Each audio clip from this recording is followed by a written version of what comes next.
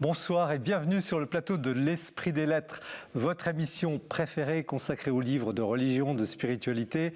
KTO vous la propose chaque mois en lien avec le Jour du Seigneur et la Procure, ce réseau de librairies qui nous reçoit ici dans sa librairie parisienne, place Saint-Sulpice à Paris. Noël approche et Noël, c'est le temps des cadeaux. Quoi de plus beau que d'offrir un livre? Alors évidemment, c'est quelque chose de matériel, mais un livre, quand on l'ouvre, quand on feuillette ses pages, conduit à l'immatériel, à l'esprit, à l'élévation, qui est le sens aussi de cette émission.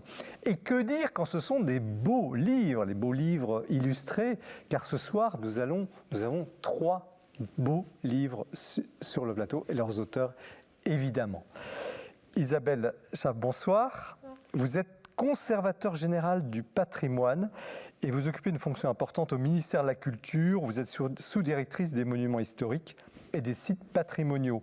Vous venez de diriger un ouvrage collectif d'études et de photographie intitulé « Sous les toits des cathédrales, charpentes et combles dans l'œil de 8 photographes ».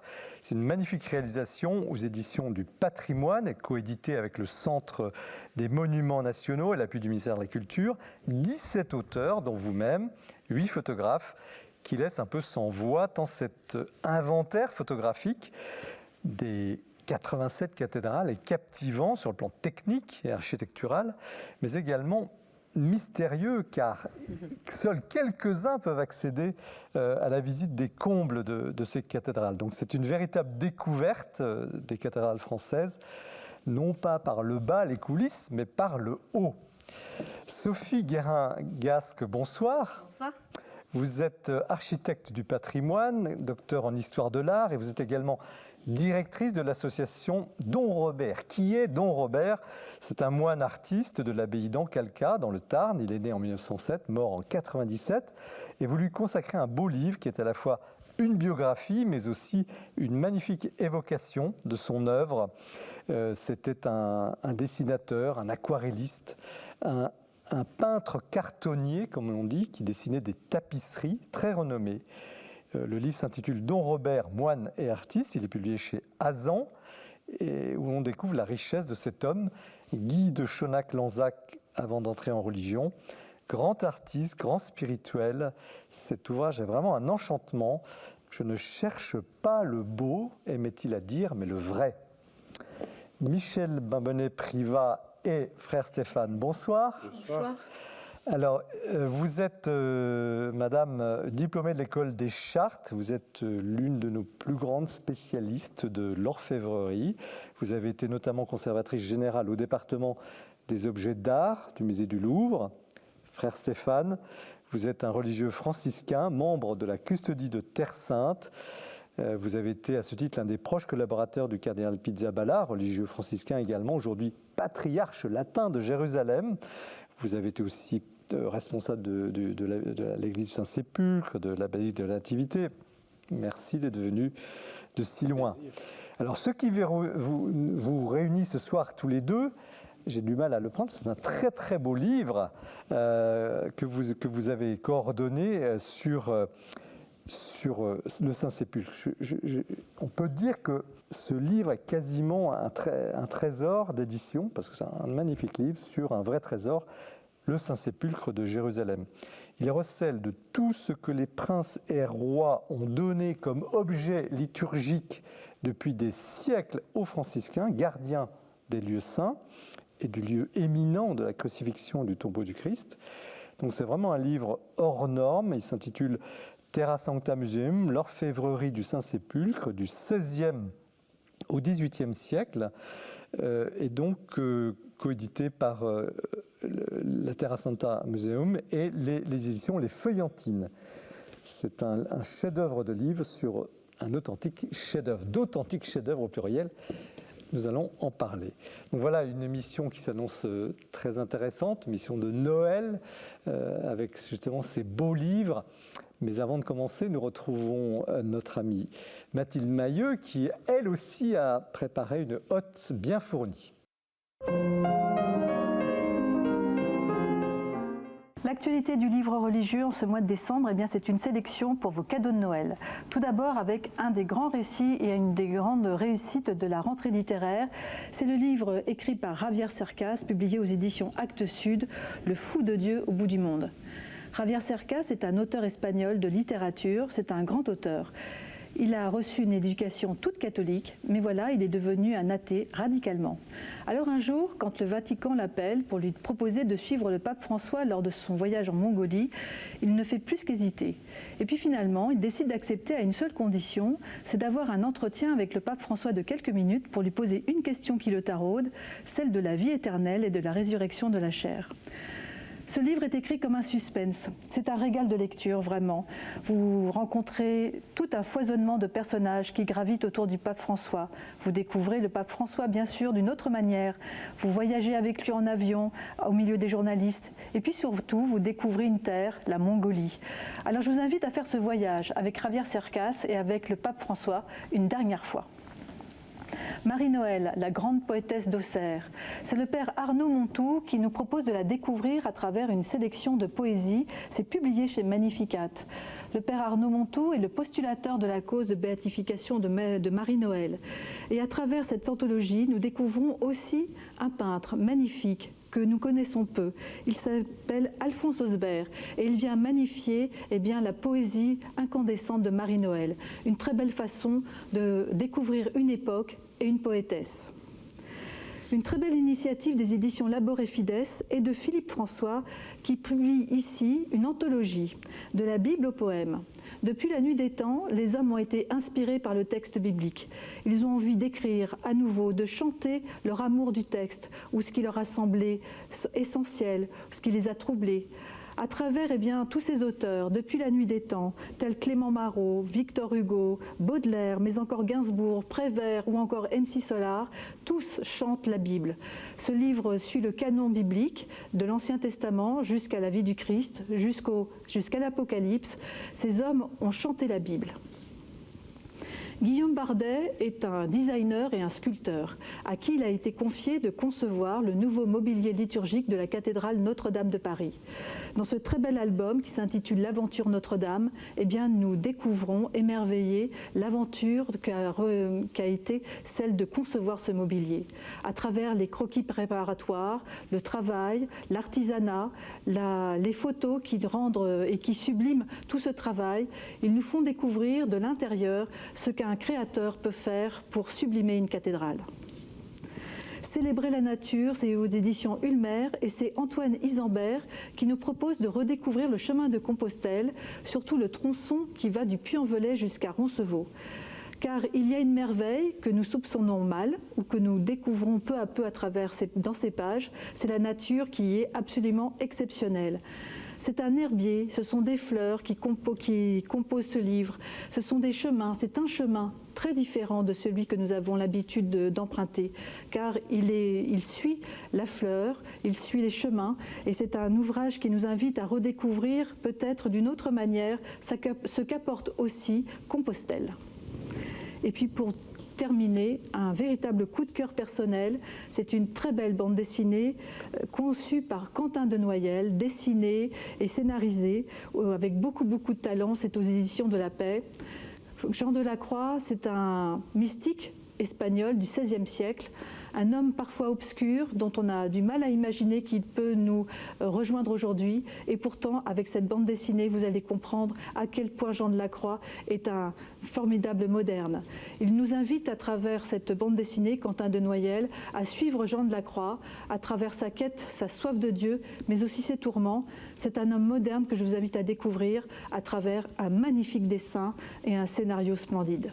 Merci Mathilde pour cette présentation, votre passion aussi pour les livres que nous partageons avec nos invités, vous qui nous regardez. C'est un bonheur de pouvoir réaliser cette émission. Nous commençons avec le livre d'Isabelle Chave, Sous les toits des cathédrales, un livre qu'elle a coordonné, charpente et comble dans l'œil de 8 photographes. Donc un livre sur, on s'en doute peut-être, qui a à voir avec l'incendie de Notre-Dame, on va en parler avec vous. Un petit mot avant sur votre fonction, parce que vous occupez du patrimoine. En quoi consiste cette fonction au ministère de la Culture ?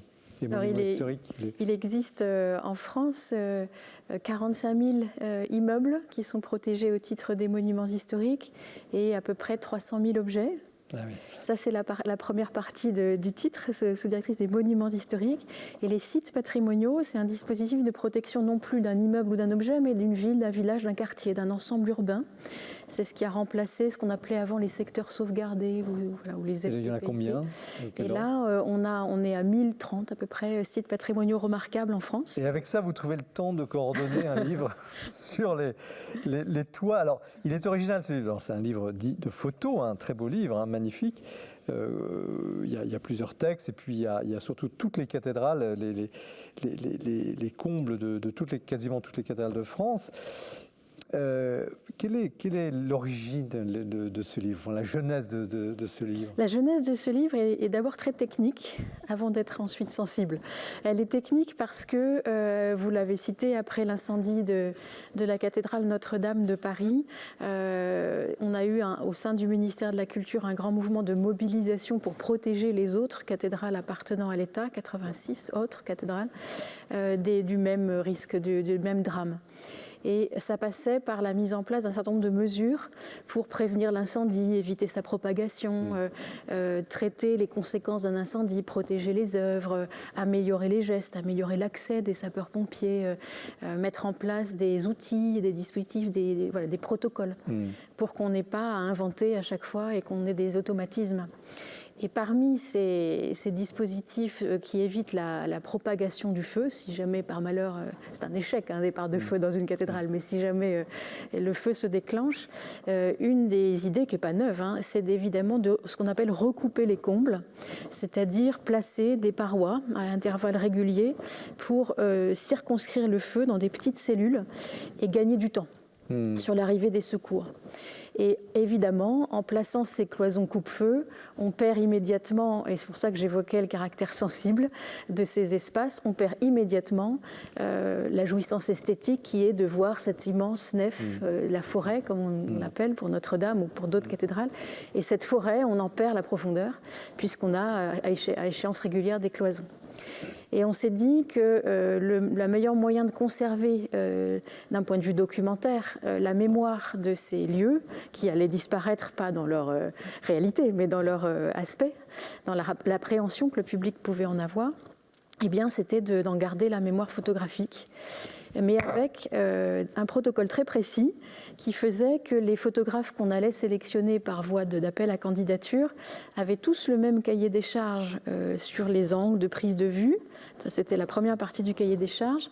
Et en revanche, ça c'est l'aspect sensible, on leur laissait carte blanche pour produire chacun entre 10 et 15 photographies qui là alors était vraiment la perception qui leur était propre, le sentiment qu'ils avaient de cette atmosphère et c'est ce qui générait chez eux. C'est ce qui donne ce très beau livre, très original effectivement, parce que ce sont des charpentes, mais aucune ne se ressemble, les volumes sont différents, et on sent la différence entre des photos techniques, documentaires, et des photos artistiques qui enchantent le livre.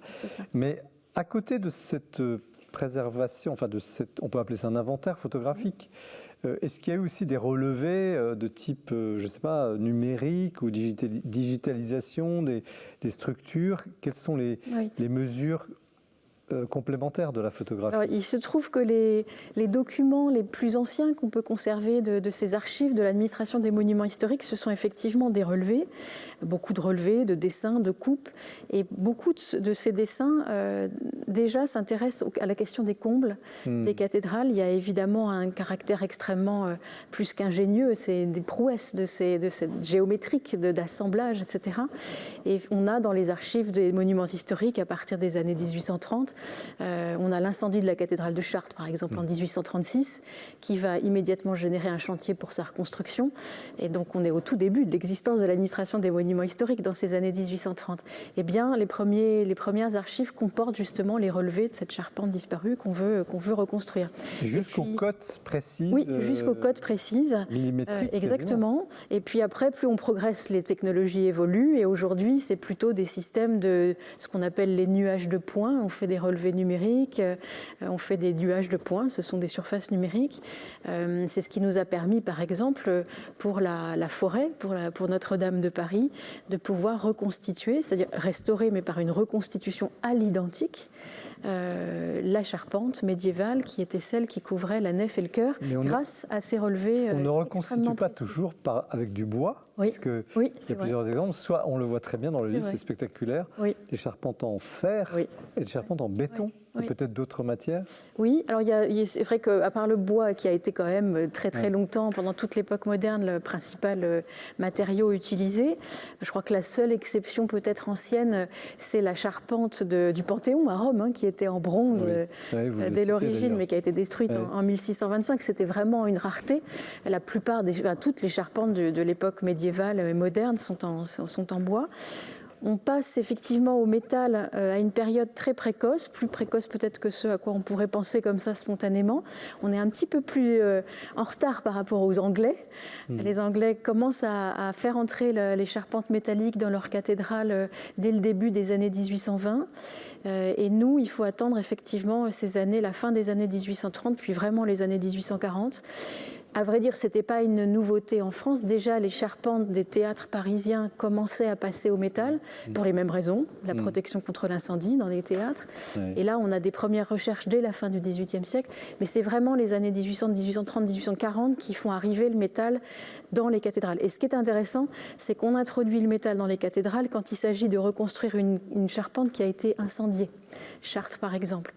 Et ce qui est intéressant aussi, c'est que les premiers dessins de ces charpentes métalliques vont imiter en fait les dessins, les réseaux, les assemblages, les motifs des assemblages du bois. Et avec le recul entre le bois, le métal, le béton le béton arrive ensuite, après la Première Guerre mondiale. Qu'est-ce qui résiste le mieux à la fin ?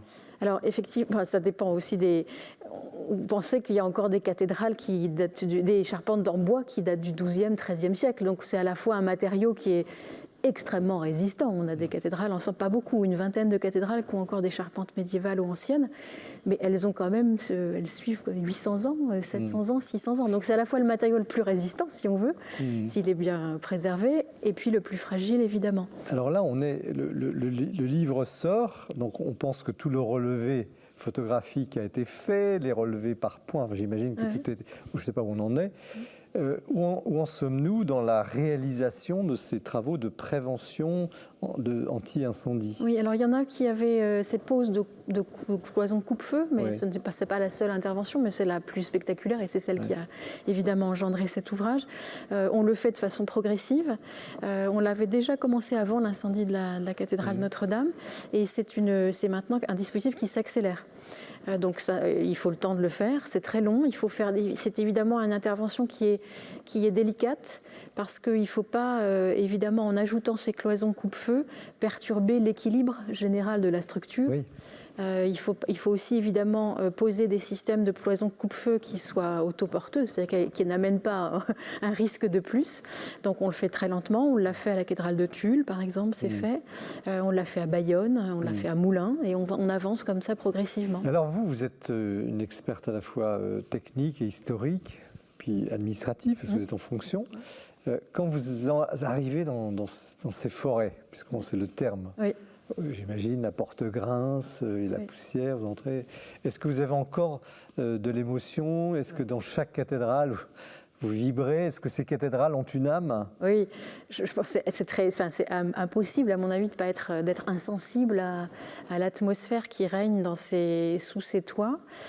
D'abord parce qu'on ne peut pas s'empêcher de penser qu'on a sous ses pieds plusieurs dizaines de mètres de vide. Et ça, même si on se sent protégé par cette charpente, on a cette perception du dessous qu'on a là de façon inconsciente. Ce qui est aussi très, très marquant, c'est que on est sous cette toit qui nous protège, ce refuge. Il y a cette image du refuge spirituel qui est une évidence, que l'on sent quand on rentre. Mais on a aussi ce contact avec l'extérieur, parce qu'il y a toujours des baies, des balustrades qui permettent aussi d'avoir des vues sur le grand paysage. Et on a donc ce dessous, mais on a ce dedans dehors aussi qu'on perçoit. Et puis si on est attentif, on a des bruits qu'on perçoit, on a des craquements de la structure, des petits craquements. On a les bruits très étouffés qui viennent de l'activité qui est à plusieurs dizaines de mètres sous ses pieds. On peut avoir des odeurs. Si vous montez dans les combles à l'heure où a lieu l'office, vous avez l'odeur de l'encens. On est à plusieurs dizaines de mètres, mais on le sent. Ça, c'est extraordinaire. Et puis, on a des bruits d'oiseaux, qui, pour certains, arrivent à pénétrer. On a des bruits. S'il pleut, s'il grêle, on a ce tapotement sur la grêle. Donc, c'est en fait, dès que le silence se refait et qu'on a claqué la porte qui nous a permis d'entrer, on a en fait des tas de petits indices. Est-ce qu'il y a l'engouement, je pense à... Oui, des situations d'enfance où on rêve toujours de monter dans les greniers, évidemment. C'est vrai. Est-ce que ça, vous... Ah oui. C'est la perception qu'on peut avoir pour le dire vite, ça va du sous-marin au grenier de l'enfance. Par moments, notamment dans les charpentes en béton, si on a un peu exploré le patrimoine de la Seconde Guerre mondiale et qu'on est rentré dans des abris, dans des refuges par exemple, on a ce côté bunker qui est perceptible. Et puis sinon, pour les charpentes les plus légères, les charpentes métalliques, je suis encore remontée récemment dans la charpente de la basilique Saint-Denis, dont on ne sait peut-être pas qu'elle est effectivement, elle date du tout début du 19e siècle et elle est en métal, avec des croix de Saint-André d'une légèreté et d'une épure absolument incroyable. Et là, on a l'impression d'être dans une dentelle de métal ou de pierre. Est-ce qu'il y a, on parle du mystère des cathédrales, est-ce que vous l'avez touché du doigt, ce mystère ? Ce serait présomptueux, mais en tout cas, s'il y a un lieu où on a ce sentiment d'être très près du ciel, quelques centimètres nous séparent du ciel quand on est dans les cloîtres, donc ça, on ne peut pas en faire, enfin, on le sent. Oui. On peut penser aussi, c'est déjà peut-être une lecture un petit peu de second degré, mais on a cette personne, enfin, on pense évidemment immédiatement, parce que l'art de la charpenterie évidemment est d'une évidence dans son ingéniosité, dans ses prouesses. On a évidemment la figure de Joseph auquel on pense. Ouais, Joseph qui est à la fois le patron des charpentiers puis le patron des pères de famille. L'aspect protecteur. Ça nous conduit directement à la Terre Sainte. J'aimerais bien avoir la réaction du frère Stéphane, vous avez été responsable d'églises éminentes en Terre Sainte. Comment vous recevez un ouvrage la portée d'un ouvrage de ce genre qui effectivement apparaît technique, il est artistique aussi et il ouvre un peu la porte au mystère du lieu saint. Alors moi je dois dire que toute ma vie quand je fréquentais les cathédrales, je me demandais qu'est-ce qu'il pouvait y avoir au-dessus des voûtes. Ça c'est quelque chose qui est pratiquement constant. Et je dois dire que je n'ai jamais vu le dessus de la voûte de la cathédrale de mon diocèse en France, alors que je connais beaucoup de prêtres, etc. Et jamais j'ai réussi à monter dans des lieux pareils. Et je dois dire que c'est des lieux qui me rendent extrêmement curieux. Donc j'aurais plaisir à feuilleter les pages de votre livre pour voir exactement un petit peu ce qui m'intrigue. Alors par la suite, j'ai eu la chance de pouvoir voir des charpentes que tout le monde n'a pas l'occasion de voir. Je pense aux charpentes de la basilique du Saint-Sépulcre, les églises de Terre Sainte, etc. Mais même si on y vit, ce n'est pas des lieux où on va souvent. Mais je buvais les paroles que vous disiez avec l'émerveillement que l'on a quand on va dans des lieux pareils. On imagine le vide en dessous, ce que l'on voit sur les côtés par les baies, etc., c'est quelque chose de vraiment Et Michel impressionnant. Privat, vous êtes aussi dans le domaine de la préservation, de l'art, du patrimoine. Comment vous recevez une telle entreprise? Et moi, j'ai été pleine d'admiration parce que je vois tout le travail que ça représente. Et puis ensuite, parce que j'ai trouvé que c'était très beau. Et notamment dans toutes ces belles photographies qui, je crois, sont laissées libres à leurs auteurs, j'ai adoré celle qui représente les charpentes des croisées des transepts, parce que ça fait comme un bouquet. Et on a ce bois qui part vraiment avec une douceur. On a l'impression d'une sorte de flexibilité, alors qu'il n'y a rien de plus raide qu'une charpente. C'est quand même très très beau. C'est un livre magnifique. Et Sophie Hierangas, on verra tout à l'heure un grand artiste à travers votre livre, mais vous, cette approche du lieu religieux par le haut, par ces combles. Je suis sensible aussi par ma formation, nous en avons parlé toutes les deux. C'est que j'ai eu la chance, dans mes études à l'école de Chaillot, du patrimoine, de monter dans certaines cathédrales. Ouais. Et c'est vrai que nos professeurs, on s'intéressait beaucoup plus à la voûte, voir le dessus des voûtes, les résistances des voûtes, et les charpentes moins, on les voyait moins.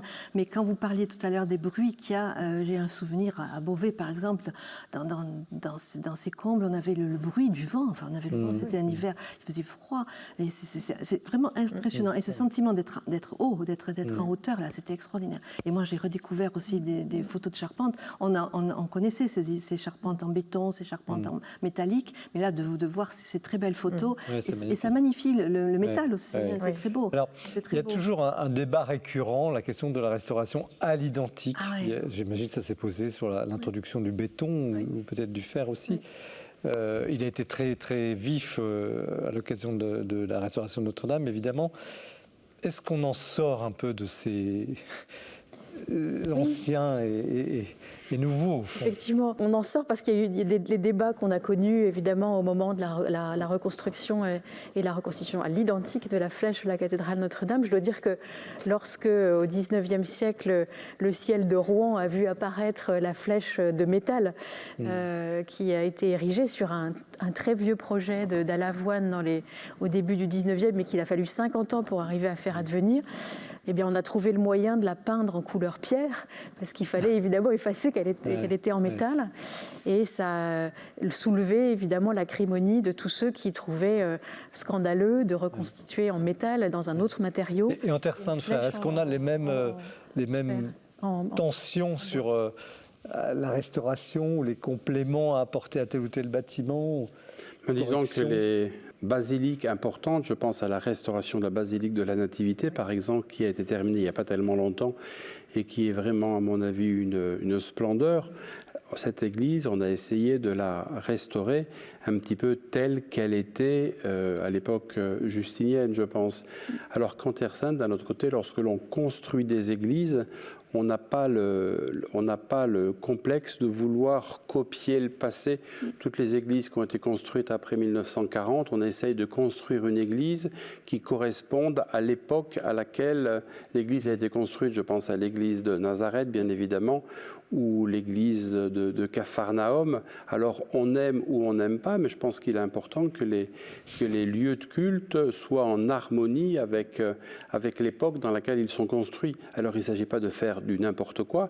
On peut suivre une tradition tout en étant lié à l'époque dans laquelle on se trouve. Et ça va un petit peu dans le sens de l'incarnation pour nous. Est-ce qu'il y a un avant et un après Notre-Dame, à la fois dans la conception de la restauration, mais aussi dans la vision, et j'aimerais vous entendre aussi sur, au fond, que représentent ces magnifiques bâtiments?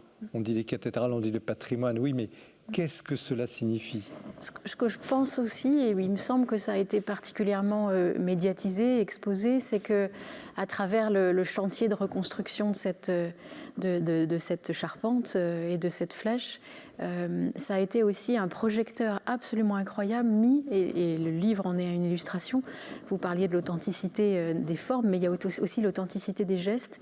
Et ça a été un formidable projecteur mis sur les savoir-faire qui se maintiennent à travers les siècles et qui permettent aujourd'hui, dans le début de notre 21e siècle, d'avoir non seulement reproduit la forme et le matériau, évidemment, pour Notre-Dame, mais même les gestes, et je crois que c'est assez bien décrit dans l'ouvrage.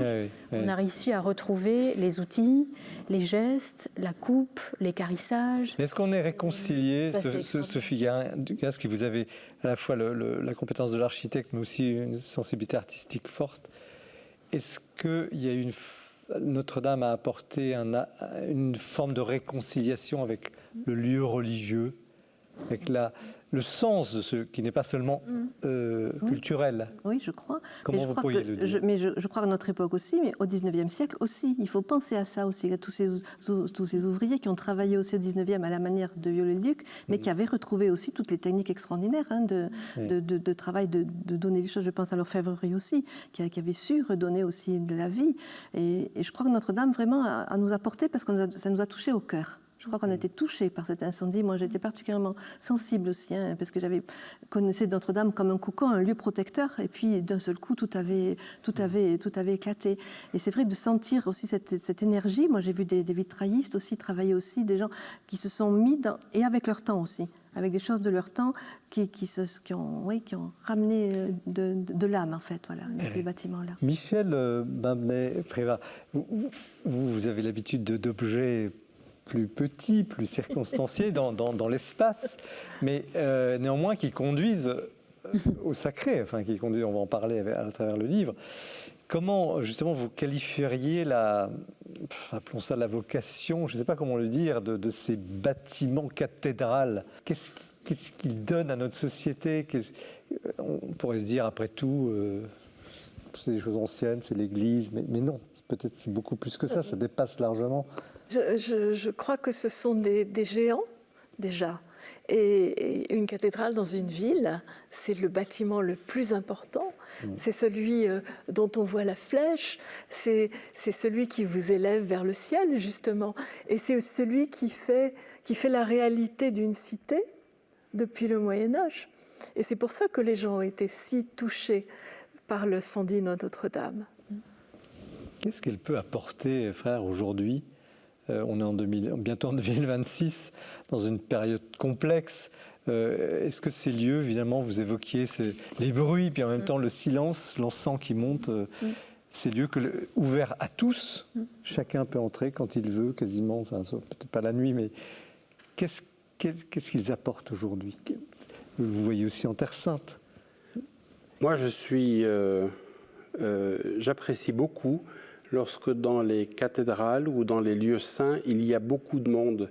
Souvent, il y a des pèlerins qui viennent et qui aimeraient avoir l'église pour eux, une église réservée pour l'élite de l'église. Et en fait, moi j'ai vécu pendant de nombreuses années au Saint-Sépulcre, et au Saint-Sépulcre, il y a des foules abondantes, des foules qui peuvent paraître même être envahissantes.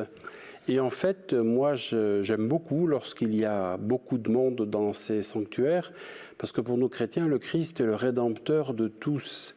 Alors, dans les églises, on trouve des religieuses, des gens qui vivent cœur à cœur avec Jésus, qui aiment Jésus. Il y a ceux qui l'aiment de loin, et puis il y a ceux qui ne savent pas qu'il existe, des musulmans qui passent, des juifs, des gens qui ne croient pas forcément. On a les mêmes phénomènes à Jérusalem, mais en fait, pour nous chrétiens, Jésus est le rédempteur de tous. Jésus les sauve tous. Et pour moi, le fait de voir des gens qui se rassemblent dans une église, je vois là un Dieu qui est vraiment un Dieu qui aime toute l'humanité, et l'aimant parvient à rassembler des gens, un petit peu les attire comme un aimant. Vous avez des gens qui ne savent pas pourquoi ils sont là, mais ils sont quand même là, et ils vivent une expérience un petit peu transcendantale dans l'Église. Lorsque je vois des musulmans qui viennent, qui se déchaussent pour entrer au Saint-Sépulcre, pourquoi se déchaussent-ils ? Bien, ils vivent quelque chose, et Jésus les sauve aussi. Et donc pour moi, ça me parle beaucoup, ça. Alors on a abordé les choses de haut avec votre livre, madame, que vous avez coordonné. Il y a beaucoup d'auteurs, mais les photographes, il faudrait mentionner un par un, parce que c'est à chaque fois une œuvre d'art sous les toits des cathédrales, charpente et comble dans l'œil de 8 photographes. Un livre magistral où l'on comprend peut-être pourquoi Saint-Joseph était charpentier, après tout. Nous poursuivons l'émission avec le livre de Sophie Guérin-Gasc, Don Robert, moine et artiste. Là, on va toucher de près le travail profond d'un artiste profondément chrétien, mais c'est l'heure de retrouver Jean-François Rode pour le coup de cœur.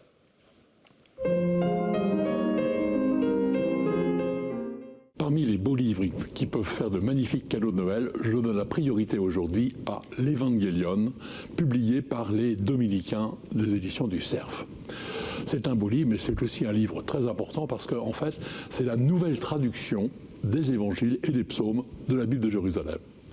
Seuls, évidemment, les plus anciens d'entre nous se souviennent du choc qu'a été la publication d'une traduction française de la Bible par l'école biblique et archéologique de Jérusalem, donc la Bible de Jérusalem, un véritable événement, au moins pour 3 raisons. D'abord, c'était une traduction scientifique qui essayait d'être le plus près possible des textes originaux, donc les bons spécialistes de l'hébreu et du grec. Ce n'était pas l'œuvre d'un seul homme, fut-il génial, c'était vraiment une équipe qui s'aidait, qui se contrôlait, qui se complétait. Donc une grande traduction pour être le plus près possible du texte original. Deuxièmement, on essaie de faire un français très fluide, je dirais pas un français courant, mais un français un peu moderne, en tout cas avec le moins de jargon possible, toujours dans la même idée de rendre le texte accessible. Et puis troisièmement, des introductions et des notes très abondantes, très travaillées, qui étaient extrêmement pédagogiques. Bon, ce fut un immense succès, vous le savez, et ça a d'ailleurs été imité dans toute l'Europe, en allemand, en italien, en espagnol, en anglais, en tchèque. Ça peut paraître bizarre un peu de faire une traduction de traduction, mais il y a eu un tel travail de fait par l'école biblique que les autres ont souhaité aussi s'en servir. Alors donc cette traduction n'a cessé d'être améliorée, corrigée, amendée, améliorée en principe. Et donc vous avez dans ce volume l'avant-garde de la traduction qui est en cours de publication maintenant. Je souligne 3 éléments. D'abord, donc, c'est à la fois les évangiles et les psaumes, le cœur du Nouveau Testament et le cœur de l'Ancien Testament. Tous les livres de la Bible sont importants. Mais là, c'est très traditionnel de publier en même temps les évangiles et les psaumes. Deuxièmement, les introductions et les notes ont été beaucoup travaillées, profondément changées, et je pense vraiment améliorées.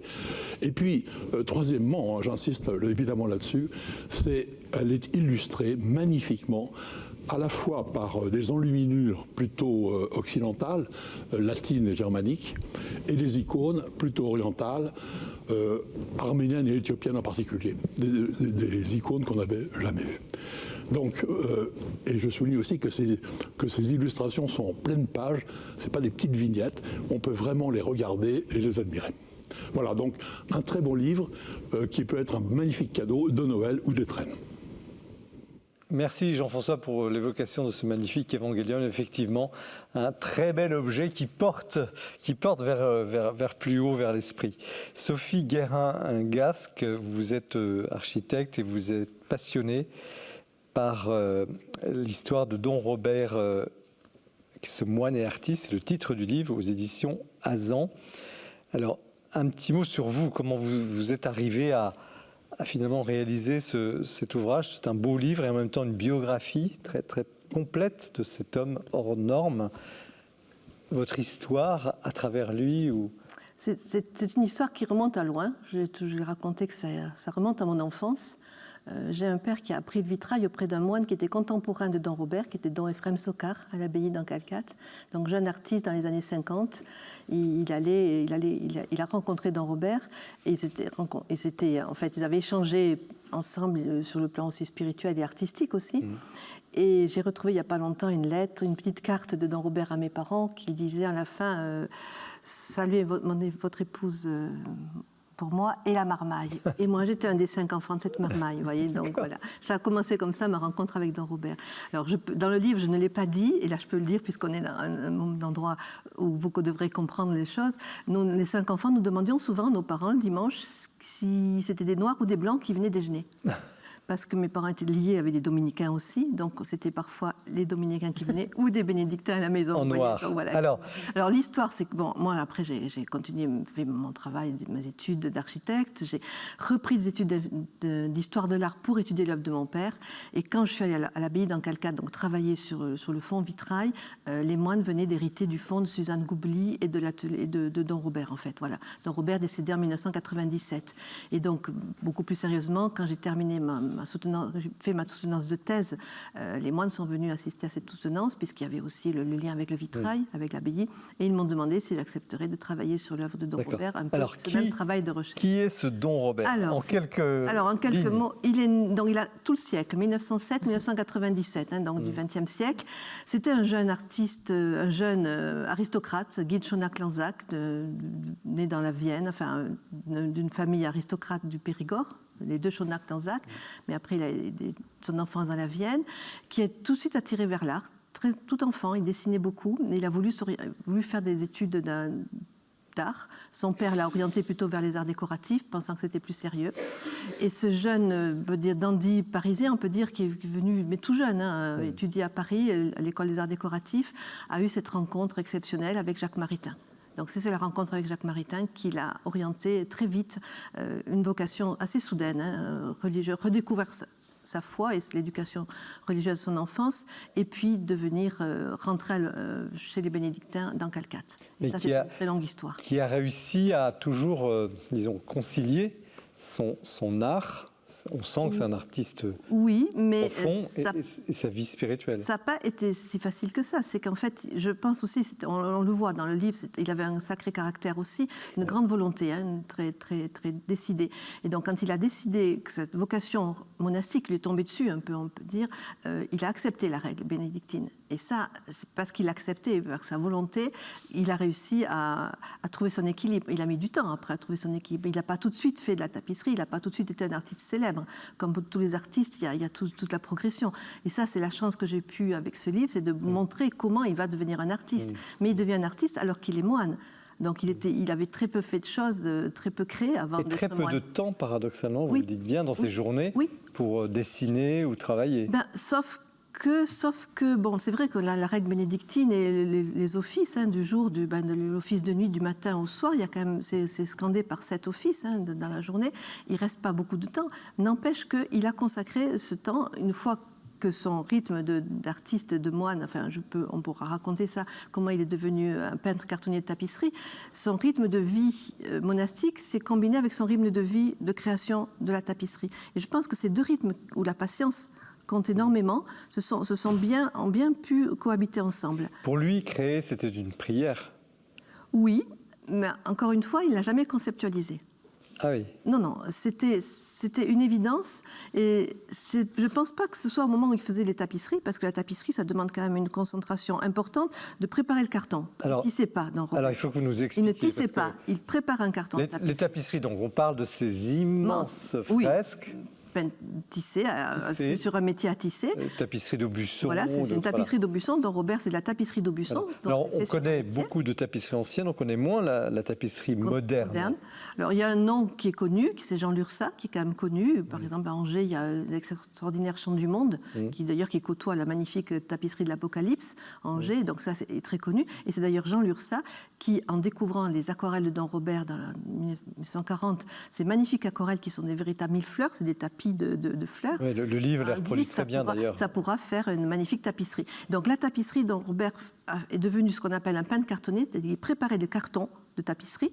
C'est le carton à l'échelle 1. C'est quoi? C'est le format, le dessin à l'échelle 1 de la tapisserie. C'est quoi, 1 mètre sur 2 mètres? Non, le carton, c'est l'échelle 1 de la tapisserie. Donc, si vous avez une tapisserie qui fait 2 mètres par 3, ce qui est assez courant, Don Robert dessinait lui-même le carton de la tapisserie, c'est-à-dire qu'il dessinait les formes, il ne mettait pas les couleurs, parce que c'est une histoire aussi du XXe siècle, où au lieu de faire un carton peint à l'échelle de la tapisserie originale, on va faire un carton avec des numéros qui correspondront aux couleurs de laine. Donc ça, c'est toute une gymnastique intellectuelle. Donc, je ne pense pas qu'il priait au moment où il faisait ça. Par contre, tout son travail d'inspiration sur le motif, quand il va dans la nature, il s'est toujours inspiré de ses promenades dans la nature.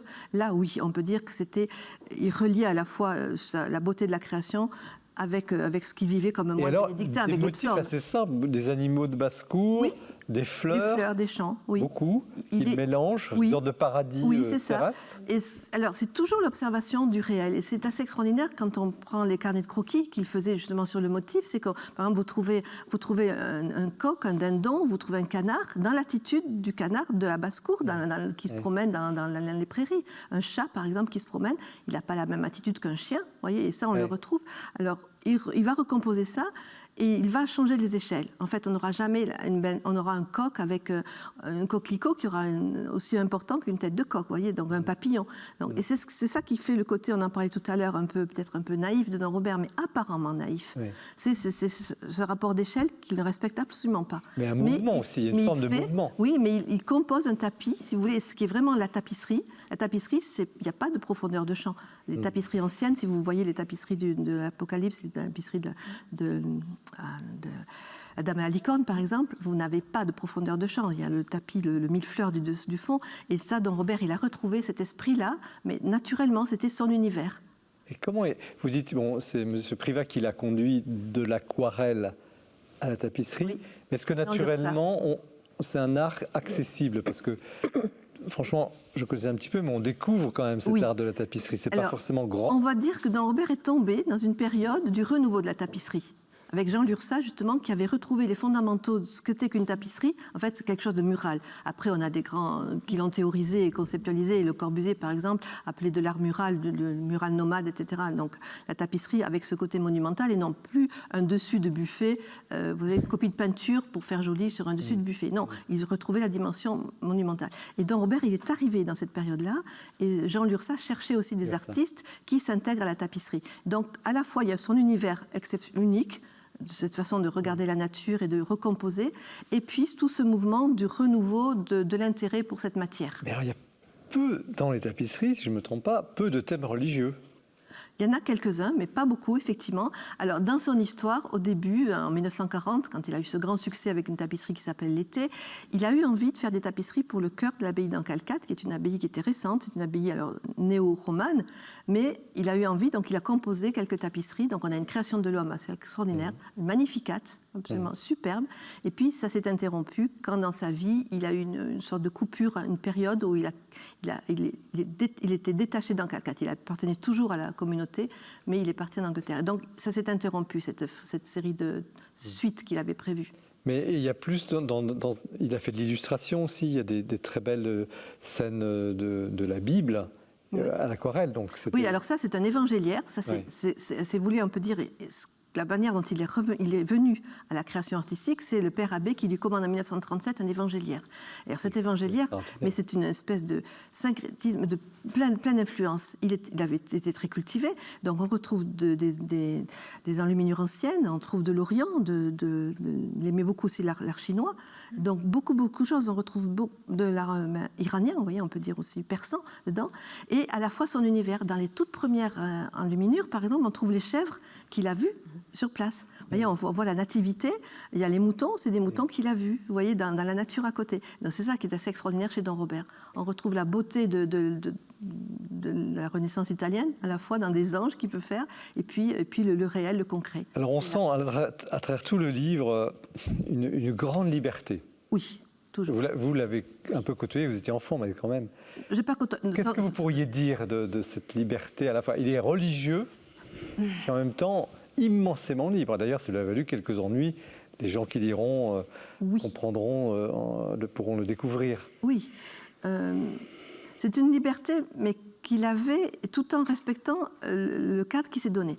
C'est ça qui est très intéressant chez Don Robert, je crois. Moi, j'ai réussi, en lisant toutes ces correspondances qu'il a pu dire dans le temps où il était, parce que ça, c'est passionnant dans un travail d'historien, c'est de se remettre dans le temps de l'artiste. Parce que l'artiste lui-même, il a raconté beaucoup de choses qui ne sont pas tout à fait justes, parce qu'il s'est re-raconté son histoire un peu. Mais vous avez fait un vrai travail de biographie. Oui, ça, c'est passionnant. Mais je vois cette espèce de sa liberté, une grande liberté, oui, parfois, qui pouvait choquer, parce qu'il disait ce qu'il disait quand il aimait quelqu'un, il disait quand il n'aimait pas aussi. Donc il pouvait être extrêmement blessant. Et puis ce côté aristocrate quand même aussi, qui fait que... Mais par contre, on dit qu'avec des gens modestes et humbles, et des gens, par exemple, des enfants ou des personnes en difficulté, handicapées, il était d'une gentillesse et d'une ouverture, il donnait tout, il aurait tout donné. Voyez. Donc cette liberté, il n'en a pas fait, il n'en a pas abusé dans le sens pour profiter des gens.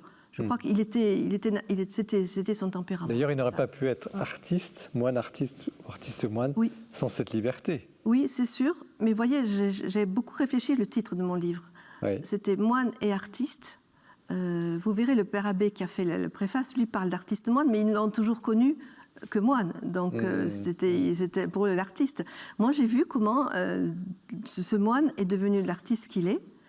Et qu'il s'est donné ça. Et vous savez, à la fin, j'ai repris un texte qui parle. C'est un témoignage qu'il donne dans un film à la 1990 pour le Jour du Seigneur. Et il parle de la façon dont il a trouvé l'équilibre de la marche. Et cette métaphore de la marche est très très belle. Et j'ai retrouvé un film 1963 où il dit la même chose, que petit à petit, on a l'impression qu'on a deux choses qu'on n'arrive pas à concilier.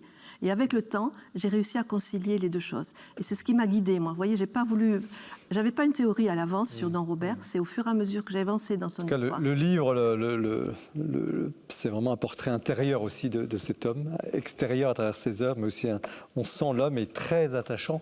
Frère Stéphane, alors vous êtes religieux, je commence par vous. Comment vous recevez au fond cette vocation particulière qu'était ce Don Robert?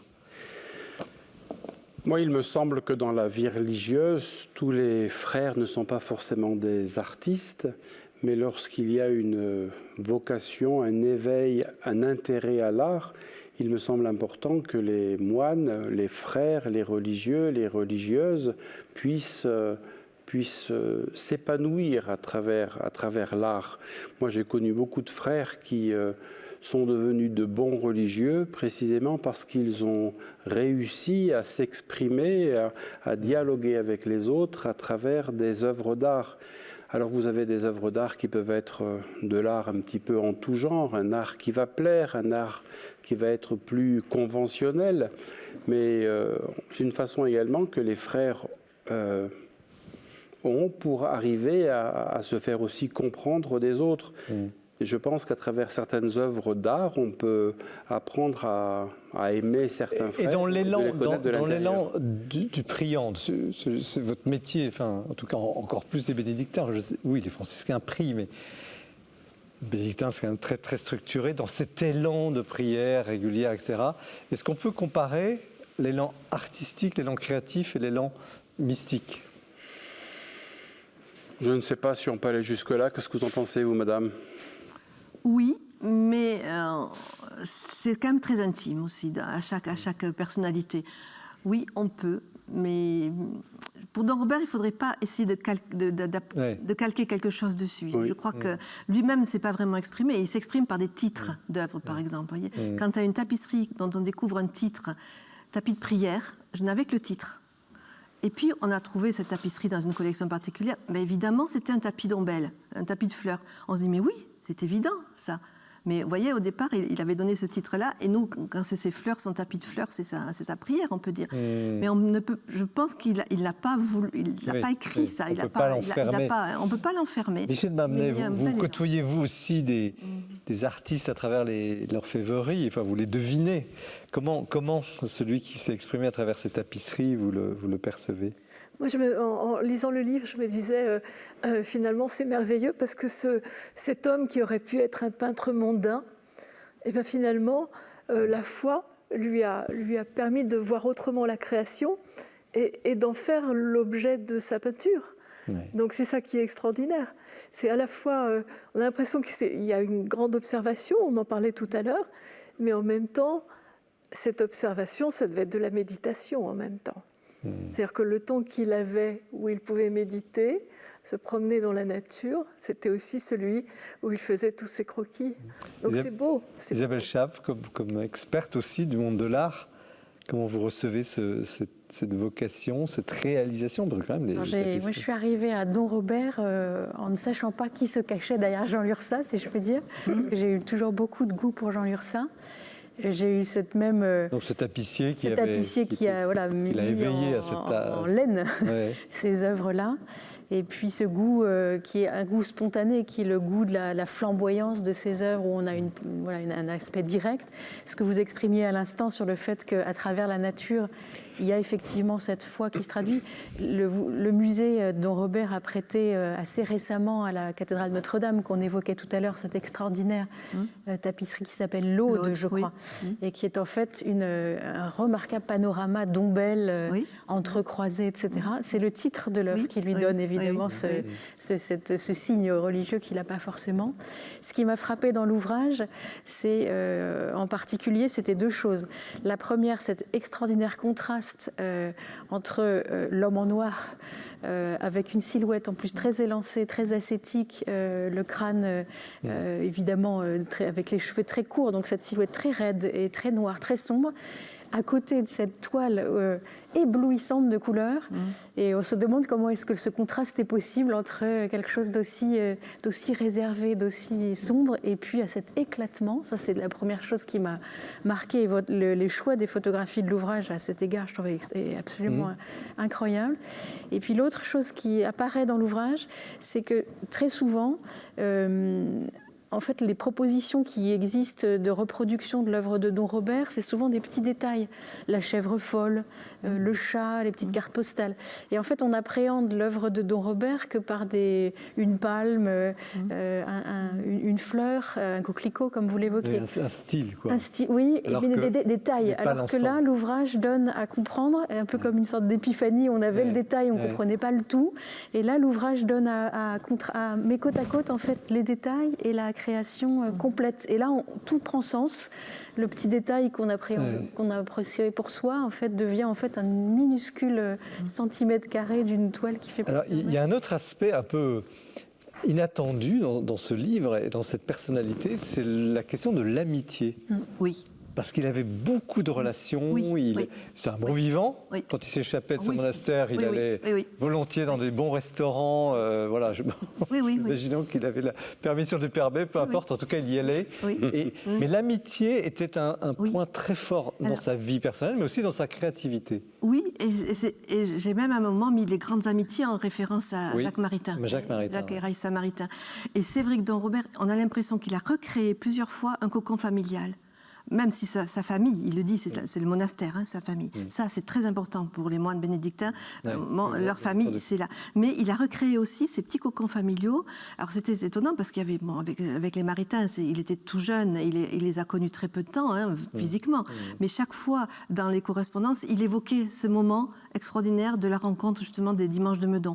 Il a passé à peine 6 mois où étaient les Maritains et ils recevaient le dimanche énormément de gens chez eux, à la fois des grands philosophes, des croyants, des non-croyants, des artistes. Mais ce moment qu'il a vécu, c'était extraordinaire pour lui. Et il a essayé de le reconstituer plusieurs fois. Parce que sa famille elle-même, sa propre famille, était assez éclatée aussi. Ses frères, il a un frère qui était prêtre aussi, donc il a une correspondance magnifique avec son frère. Même quand il était en Angleterre. Alors en Angleterre, il a reconstitué ça avec des gens qu'il a rencontrés, qu'il allait voir. Alors, on ne faut pas non plus trop l'exagérer. J'ai fait regarder toutes les sorties, parce que grâce aux correspondances, on voyait ce qu'il faisait. Il n'y a pas eu tellement de sorties comme ça. Mais il donnait cette impression d'avoir besoin de ce côté affectif, de retrouver un noyau familial. Frère Stéphane, on a l'impression souvent que les religieux, encore plus les bénédictins, je n'ai rien contre les bénédictins ce soir, absolument rien, mais sont finalement un peu comme des ermites vivant en communauté. Et là, sa vie montre que il y a une vraie amitié, et je trouve qu'on n'en parle peut-être pas assez dans le christianisme, de l'importance de cette amitié. Disons que c'est quelque chose qui est fondamental pour nous, franciscains. Donc les bénédictins ont une vie peut-être plus ascétique, nous aussi, mais pour nous, franciscains, cette fraternité entre les frères, cette dimension familiale est quelque chose de fondamental. Nous ne vivons pas uniquement ensemble parce que d'un point de vue contingent, il est plus facile d'avoir un réfectoire où tous les frères mangent ensemble, mais c'est vraiment la fraternité qui prime dans la vie des franciscains. D'ailleurs, lorsque le provincial, le custode, crée de nouvelles communautés, on parle de créer des familles. Donc en fait, pour nous, cette dimension familiale en communauté, c'est quelque chose de très très important. Est-ce que... le temps passe trop vite ce soir, les livres sont riches, mais je voudrais vous poser à chacune et chacun cette question un petit peu courue, mais tout de même, y a-t-il un art chrétien ? Il y a un art chrétien sans doute peut-être parce que un certain nombre de savoir-faire ont été souvent mobilisés pour illustrer effectivement la liturgie, par exemple, et on utilise certains savoir-faire, certaines disciplines peut-être plus que d'autres. C'est vrai que la tapisserie a un volet religieux qu'on connaît, l'orfèvrerie qu'on évoquera tout à l'heure, c'est une évidence. Et puis il y a les motifs qui sont représentés, mais Ça, c'est presque des évidences. On le disait à l'instant, même un paysage de nature, une colline, chez certains artistes, peut prendre une dimension art chrétien, transcendantale. d'Occident, d'Orient, c'est très large. C'est très, très large. Est-ce que c'est un regard, par contre, effectivement, un art chrétien, est-ce que ça serait un regard? C'est ma question. Sur la nature, sur l'homme, sur la relation au monde. Oui, mais... Frère? Moi, j'ai l'impression que lorsque le chrétien essaye de témoigner de sa foi à travers l'art, il essaye vraiment de se dépasser, de faire quelque chose qui peut sembler presque héroïque. Vraiment, il se dépasse. Parfois, j'ai envie de penser que l'homme ne serait pas allé sur la Lune s'il n'avait pas cherché à se dépasser. Et là, je pense un petit peu au catalogue que nous allons présenter par la suite, mais comment dire, le fait de faire du beau, aujourd'hui, le luxe pour Dieu, c'est quelque chose qui parle moins. On aime un Dieu caché, un Dieu petit, être dépouillé, etc. Ce qui est important, mais je pense quand même que le fait de... L'art chrétien, pour moi, c'est un art où on essaye de mettre le paquet. Alors, on peut mettre le paquet de façon simple. On ne met pas le paquet uniquement avec de l'or, de l'argent, etc. Donc, je pense que votre Don Robert a certainement mis le paquet, mais on donne tout pour arriver à témoigner de sa foi à travers l'art. Michel, vous aurez le mot de la fin sur la question. Moi, j'ai envie de dire, est-ce qu'il y a de l'art chrétien? Je ne suis pas sûre, mais il y a des artistes chrétiens, ça c'est sûr. C'est sûr et on le sent. En quoi on le sent? Oui. Vous le voyez dans une réalisation, on va parler de votre livre oui, dans un instant. C'est ce que dit frère Stéphane, c'est-à-dire qu'on voit qu'ils se sont dépassés, qu'ils ont fait le plus beau qu'ils pouvaient. Alors évidemment, il ne faut pas s'exagérer ça dans le domaine dans lequel je travaille, c'est de l'or et de l'argent, donc c'est une matière chère, coûteuse, donc l'argent intervient. Mais on sent l'inspiration de l'artiste. Ah oui, oui, clairement. Quand ils sont doués, c'est merveilleux. Alors, on va en parler avec votre livre dans un instant. Merci à Sophie Garingasque pour cette très belle évocation. C'est un livre enchanteur, je le disais au début, parce qu'il y a toute la force de la personne de ce moine artiste qui est dans ce livre publié chez Azan. Nous allons parler maintenant de ce chef-d'œuvre, l'Orfèvrerie du Saint-Sépulcre. Restez bien avec nous. Avec nos deux invités. Mais nous retrouvons Guillaume Vanier qui nous présente le portrait du mois.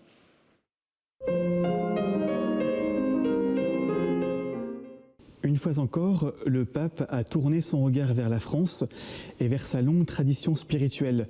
Rappelez-vous Benoît XVI au Collège des Bernardins, rappelez-vous le pape François et ses lettres sur Blaise Pascal et Thérèse de Lisieux. Et bien là, c'est le pape Léon XIV qui, de retour du Liban, dans l'avion, a confié que son livre de chevet, le meilleur livre pour comprendre qui il était, c'était l'ouvrage d'un carme un peu obscur du XVIIe siècle, Laurent de la Résurrection, qui s'intitule « Sur la pratique de la présence de Dieu ». Et c'est cet auteur-là que je voudrais vous présenter ce soir. La meilleure introduction actuellement pour ce Laurent de la Résurrection, c'est celle de Conrad de Mester, que les éditions du Cerf viennent de republier, Vie, pensée, pratique. Le père Conrad de Mester était carme lui-même. La première partie du livre raconte la vie du frère Laurent, qui était d'origine lorraine, qui a été militaire, puis qui s'est installé au couvent des Carmes, ici rue de Vaugirard, à 2 pas de la Procure, dans ce qui est maintenant l'Institut catholique de Paris. Et il est resté 50 ans exerçant les humbles fonctions de cuisinier et de cordonnier, des fonctions humbles mais centrales dans la vie d'un couvent. Et il a mis au point une petite méthode pour devenir un saint, une méthode toute simple, celle de la pratique de la présence de Dieu, c'est-à-dire tout simplement que nous pouvons à chaque instant, quoi que nous fassions, quel que soit notre état de vie, nos occupations, faire un retour en nous-mêmes et adorer dans notre oratoire intérieur Dieu qui est vraiment présent. Il avait cette phrase qui est restée célèbre, « Je retourne ma petite omelette pour l'amour du bon Dieu ». C'est vraiment de dire que dans le quotidien, on peut devenir un saint en faisant par amour de grandes choses. Donc d'abord la vie dans ce livre et puis ensuite une sélection de textes classés par thème. Vraiment une très bonne introduction. Deuxième livre, publié une très belle édition, publiée aux éditions Arfuyen, Laurent de la Résurrection sur la pratique de la présence de Dieu.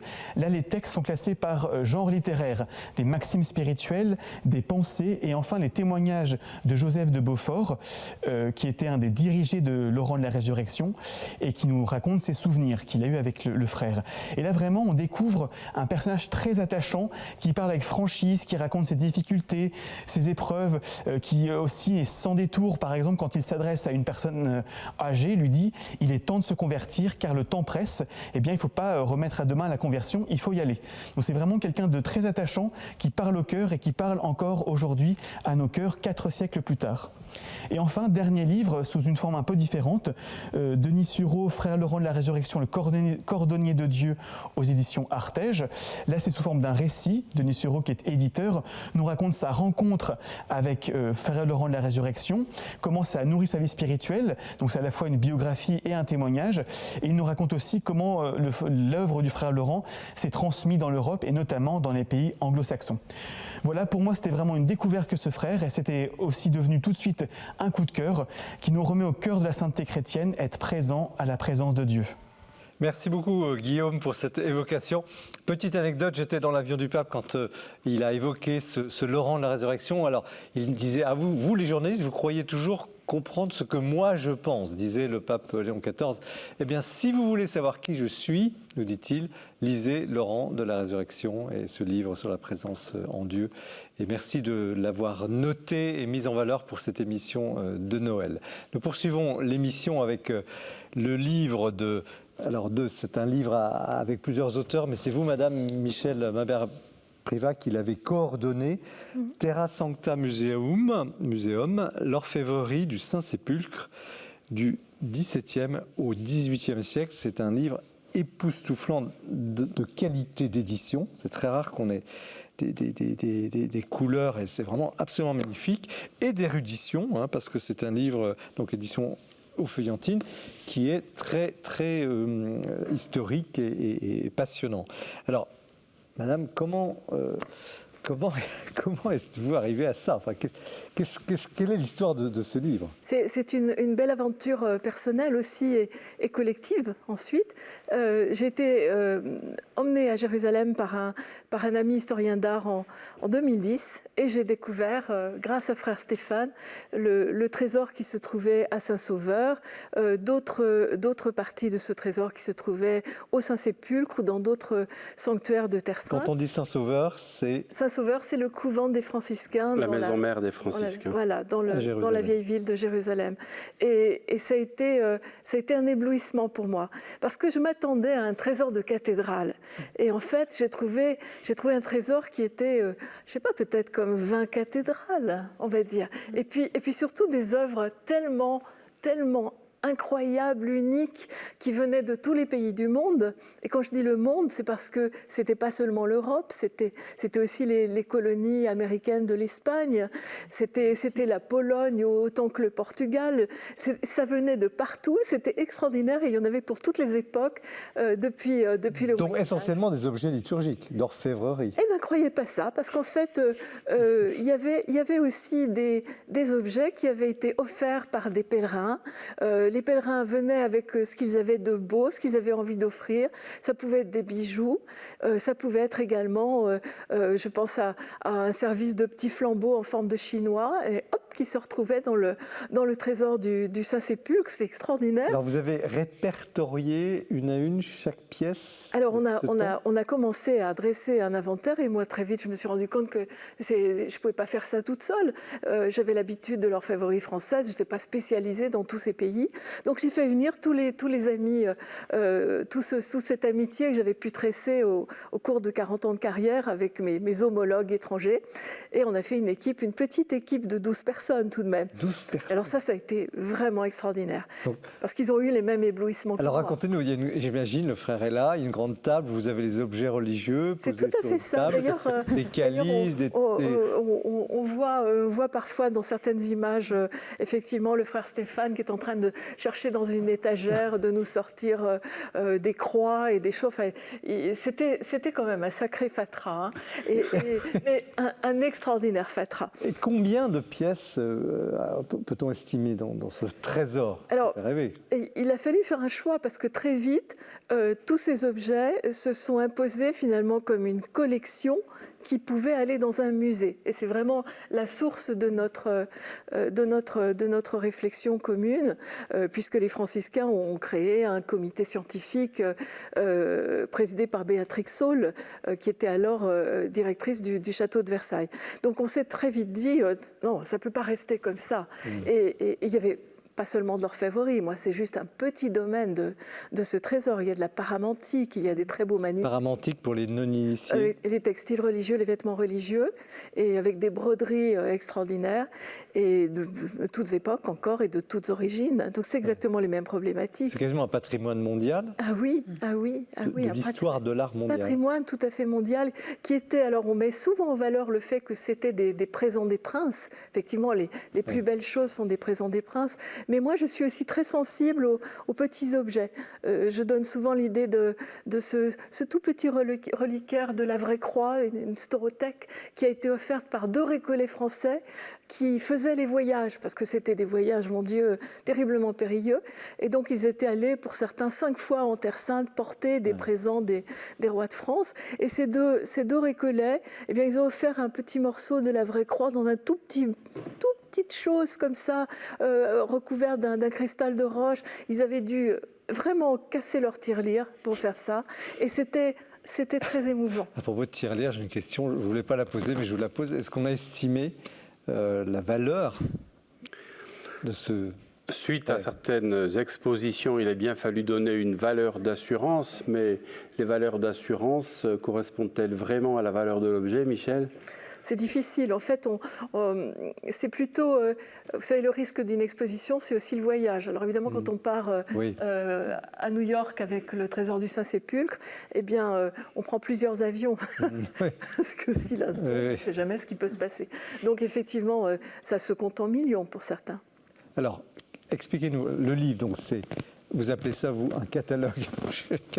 Un livre d'art. Oui, c'est un livre d'art. C'est un livre d'art, c'est un très beau livre. Et ce n'est que le premier volume. Oui, il va y en avoir un autre qui est dirigé par ma collègue Anne Dion du Louvre et qui va porter sur la période 19e, 20e, 21e siècle. C'est-à-dire qu'on va aller vraiment jusqu'à... On aura ces 2 catalogues. Oui. Et un jour, on ira à Jérusalem et qu'est-ce qu'on pourra voir, frère? Eh bien, j'espère que vous allez pouvoir venir visiter le Terra Santa Museum qui devrait ouvrir en 2028. Il y a plusieurs années que nous travaillons pour créer ce musée. Le cardinal Pierre-Baptiste Pizzaballa, patriarche de Jérusalem, lorsqu'il était franciscain, custode de Terre Sainte, a décidé de présenter ses œuvres au public. En fait, depuis des siècles, les frères ont ces dons qui ont été offerts pour la liturgie. Il y a des personnes qui n'ont pas pu venir à Jérusalem, des monarques, mais pas seulement, qui ne pouvaient pas être présents et à travers des objets liturgiques, avec leurs armes sur l'objet, étaient présents à la messe de Pâques au Saint-Sépulcre, à la messe de Noël, à la basilique de la Nativité, et les frères ont conservé ces objets. Et le but maintenant serait que ces objets qui ont été conservés, dissimulés, il faut penser qu'on vivait pendant l'Empire ottoman, voire même avant l'époque mamelouk, donc ce n'était pas un climat qui était favorable à un trésor, donc les pièces étaient dissimulées pour éviter qu'elles soient pillées, pour être fondues, parce que l'or, l'argent attirent un petit peu tout le monde. Ce qui est même paradoxal, c'est que bien des pièces disparaîtront d'Europe. De France, il y a des typologies d'objets qui n'existent plus, orfèvrerie française. On a tout détruit. Et on a tout détruit, mais là on retrouve tout. Et en fait, la Palestine, qui était un pays à risque, à haut risque, rien n'a été volé, comme ça pourrait être le cas aujourd'hui, eh bien les œuvres seront conservées dans le pays qui paraissait être le pays le moins propice pour la conservation. C'est un miracle. Ben oui. Oui. Rien n'a été disséminé, on peut le dire. Oui. On a conservé un patrimoine que l'Europe, souvent, va perdre suite à des tremblements de terre, des persécutions ou des fontes. Ou des incendies. Est-ce que ces objets, quand même, sont utilisés pour la liturgie de temps en temps? Et comment ça se passe? Alors, il y a des objets qui vont être utilisés pour des liturgies solennelles. Je pense, par exemple, le Vendredi Saint, nous utilisons des focales. Tu pourras en parler par la suite. Qu'est-ce que c'est? Les focales sont des coupes allemandes qu'on appelle des Traubenpokal. Ça date du XVIIe siècle. Ça a la forme d'une grappe de raisin et ça servait à boire entre copains. Enfin, en gros, on se saoulait en Allemagne au XVIIe. Et ça a été donné par un pèlerin pour l'une et par l'un des empereurs Habsbourg pour l'autre. Et elles sont utilisées pour... Le vendredi saint, pendant la célébration des funérailles du Christ. Donc il y a une célébration qui commence au calvaire où une statue qui est à l'image de Jésus est crucifiée au lieu de la crucifixion. Ensuite, il va être déposé au lieu où le Christ est déposé. Et sur la pierre de l'onction, le custode de Terre Sainte va oindre cette statue avec des parfums, des dards, il va être encensé. Et donc, en fait, ces parfums, ces nards se trouvent dans ces pokals qui sont utilisés chaque année. Et les objets vont être conservés précisément parce que chaque année, on les recherchait. Donc on peut conserver des objets parce qu'on les met dans des vitrines, dans un système de musée, mais on peut aussi les conserver parce que d'une année sur l'autre, on en a besoin, on les recherche. Mais les calices, par exemple, pour la messe, vous en servez? Oui. Bon, disons qu'on peut s'en servir. Alors ça ne veut pas dire qu'on va utiliser pour toutes les messes des calices importants, mais le jour de Noël, à la basilique de la Nativité, le patriarche célèbre l'Eucharistie dans un calice de la collection, oui. Qu'il choisit, enfin comment ça se passe? Il ne le choisit pas, il le trouve, c'est le sacristain qui, en lien avec les cérémoniaires, choisissent... Mais racontez-nous au tout début, parce que vous étiez finalement assis sur un trésor, sans le savoir. Vous ouvriez des grandes... Alors il est évident qu'avant l'exposition qui a eu lieu au château de Versailles, c'était en quelle année l'exposition? En 2013. 2013 hein. Nous savions que le patrimoine était important. Les frères, il faut penser que nous avions un studium biblicum à la flagellation. Ça signifie quoi un studium biblicum? Donc en fait, une école biblique et d'archéologie au couvent de la flagellation. On avait fouillé beaucoup de lieux.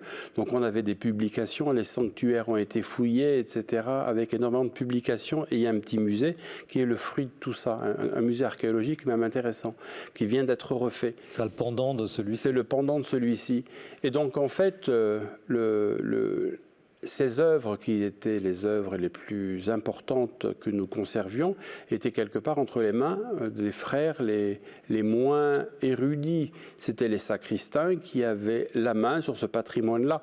Et donc, avec amour, ils ont su transmettre ça de génération en génération.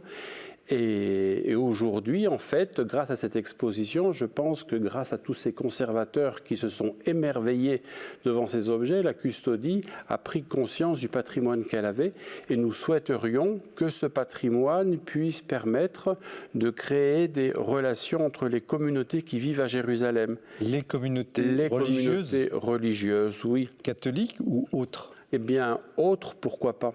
Alors, un patrimoine comme celui-ci intéresse énormément le monde israélien, le monde juif. Vous savez, à Jérusalem, on a des problèmes entre communautés, on a besoin d'avoir des ponts, parce que parfois vous avez des politiques qui divisent, etc. Et donc, en fait, si nous, chrétiens, nous avons nos racines spirituelles dans le judaïsme, les Juifs n'ont pas besoin des chrétiens pour comprendre leur judaïsme. Nous sommes presque des hérétiques pour eux, ce que je peux comprendre tout à fait. Et en Israël, vous avez beaucoup d'Israéliens, de Juifs, qui ont une culture occidentale. Certains arrivent du Yémen, bien sûr, mais beaucoup arrivent d'Espagne, de Pologne, de France, d'Italie, des États-Unis. Et donc, en fait, c'est leur patrimoine humain qui se retrouve ici. Une dernière question avant de donner la parole à nos invités et leur réaction sur ce très beau livre.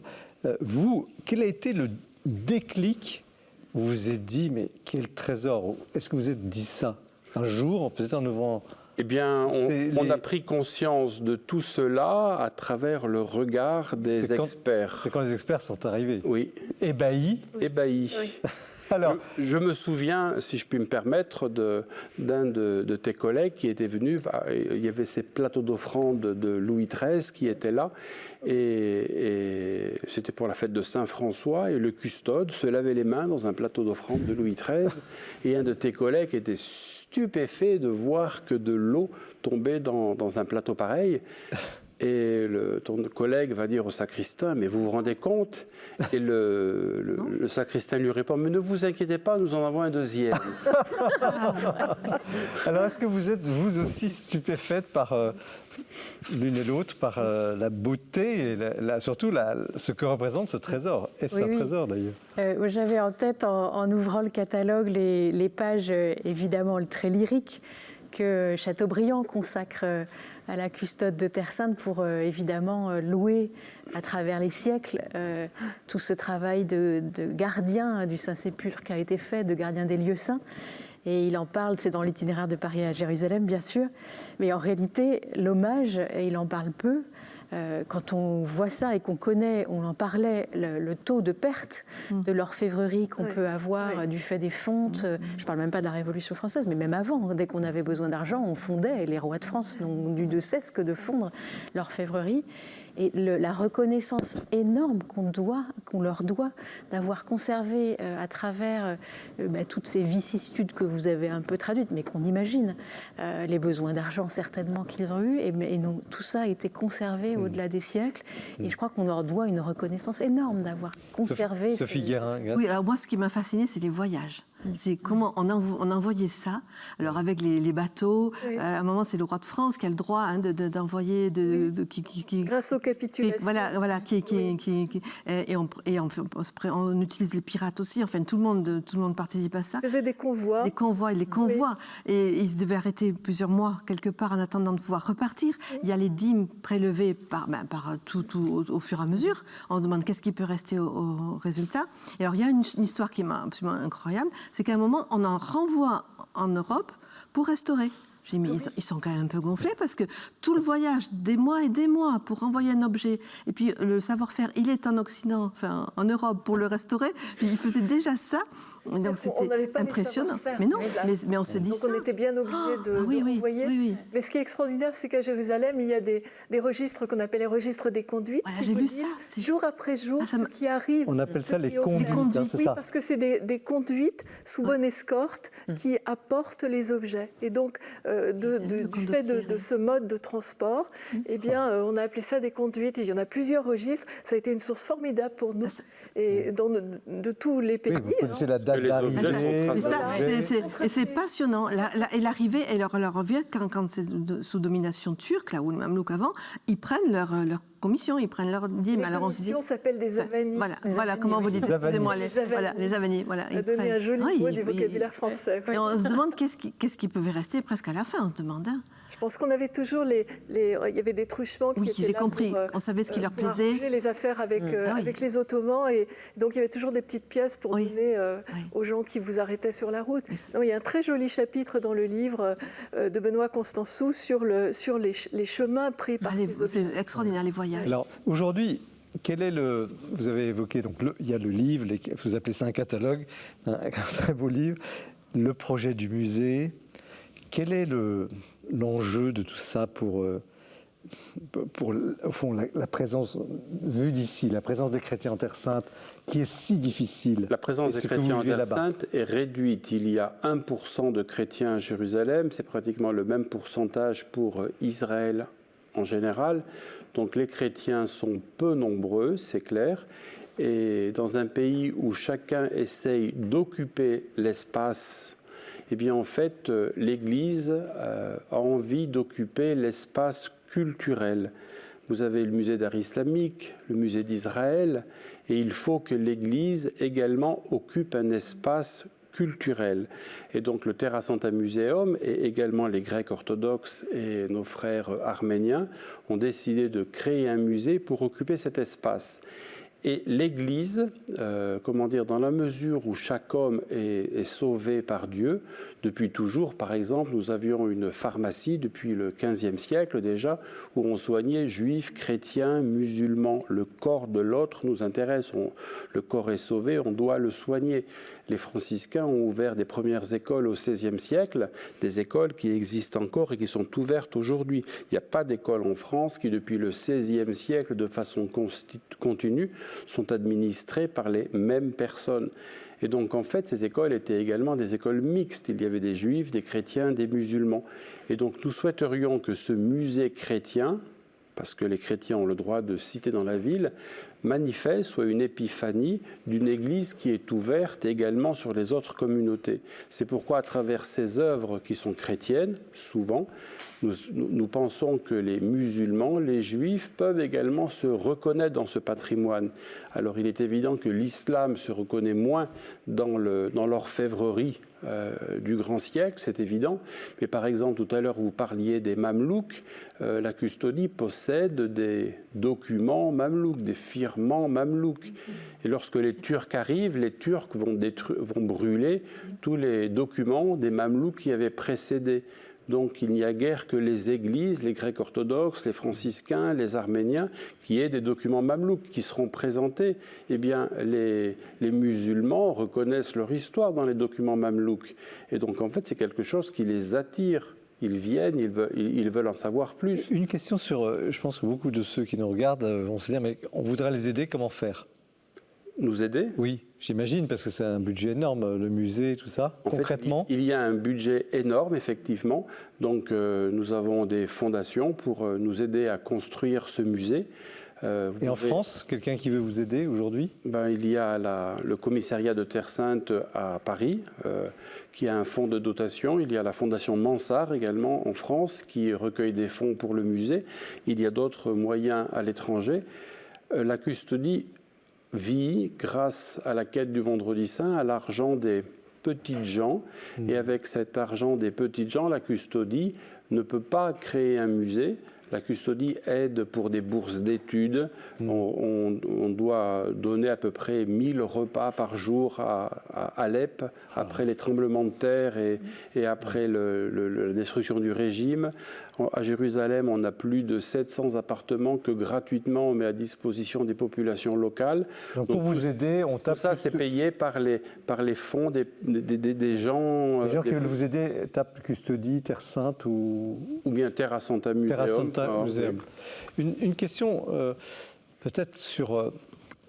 allez, allons-y. Le contraste un peu fulgurant entre la richesse, c'est une question un peu bateau, je sais, mais je la pose. La richesse fulgurante quand même de ces objets, or, argent, et puis la pauvreté de la vie chrétienne, enfin, qui est demandée en tout cas pour les franciscains, mais il y a un dépouillement dans le christianisme. Alors, j'aimerais bien vous entendre tous les quatre sur le sujet.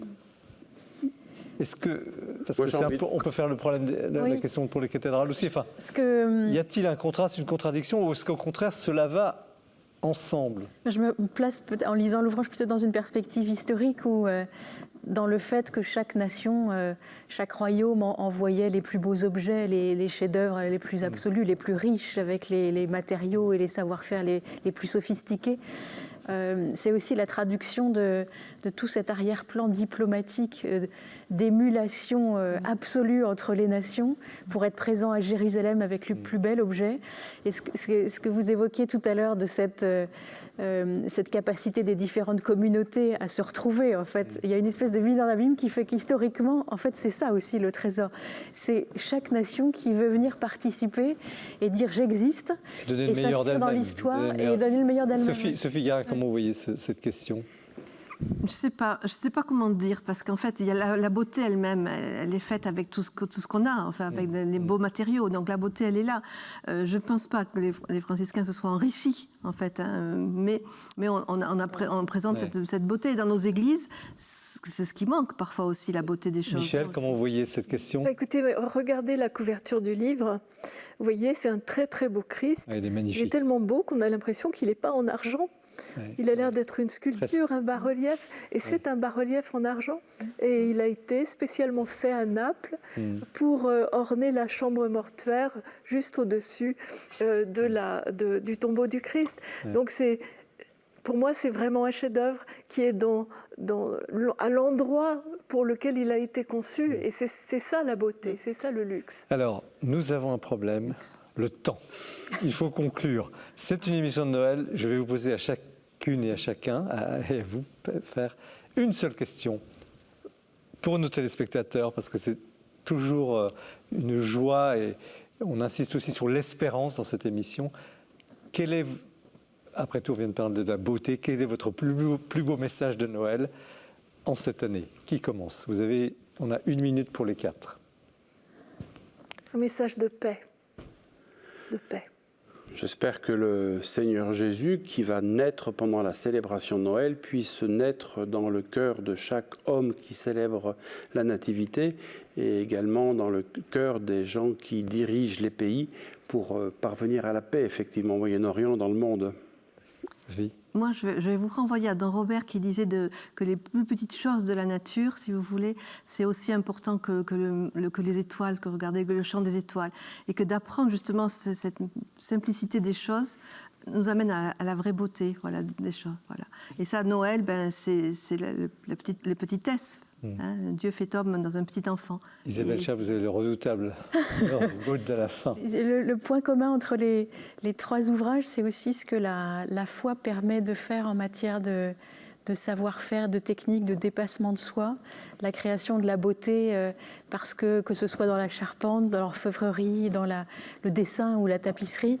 Et en fait, le lien commun, c'est effectivement cette volonté de se dépasser pour essayer d'approcher on a parlé de mystère, on a parlé de foi de façon générale, et pourvu que ce stimulus, cet aimant qui évidemment nous transcende tous, continue à exister et à créer des œuvres aussi belles dans les siècles qui viennent.